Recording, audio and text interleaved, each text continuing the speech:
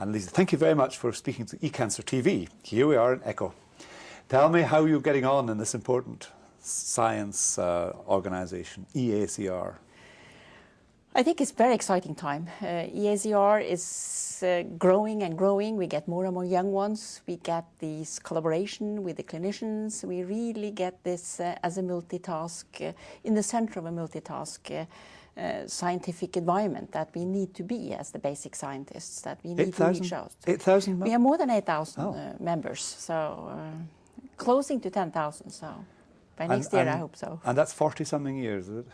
For 40 years. It was 40 years last year. Are you the oldest of all the founder members of ECCO? We are the oldest, definitely. Well, that's very appropriate that we should start with basic science. Exactly. So I think that's probably was the reason that the scientists needed to team up at that time to talk to each other, and because that has been growing. Like multidisciplinarity is becoming more and more important, and you cannot do your science in isolation anymore. No. You need to communicate, and you need to get feedback from the society around.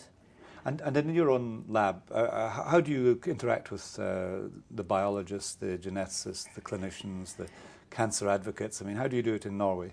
In Norway, because we don't have a professional cancer society. We have a charity organization, which is the Norwegian Cancer Society, but they have a lot of fellowships.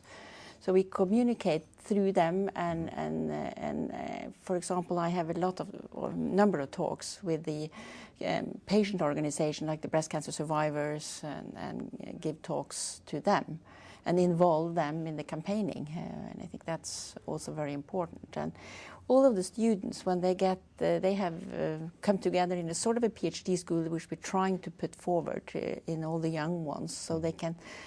So you don't start in, for example, cancer immunology, and you only all what you know is cancer immunology. You should.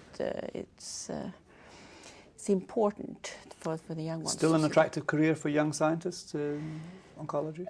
Well, science and being a scientist and academics is unfortunately not that high priority for the young ones in Norway. We are a very, very wealthy country, and scientists doesn't earn that much, but we have a lot of fun. So that's. We opened together with the Academy of Science and the Research Council of Norway, they opened up Science Week, and that is addressing young ones. So we give science prizes now to 10-year-olds when they do science projects, which is quite exciting to see. And there I think biology is important, but of course environment is sort of taking a lot of focus for the time being. But I think again, science and medical science is attracting some of the young ones. You have to start when they're young. I hope so, because it's difficult in translational science. There is a Borresen-Dale definition of translational science. Would you like to tell us what that is? Well, yeah, first of all, I think that the basic science is when you should translate, you have to have a discovery-based translation. So translational research is not a separate area.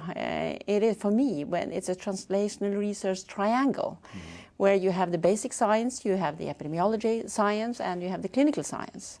And that spins in a wheel, and that when EACR can oil it, and it needs to spin the wheel both ways, then it really can be success in better understanding and better treatment and better care.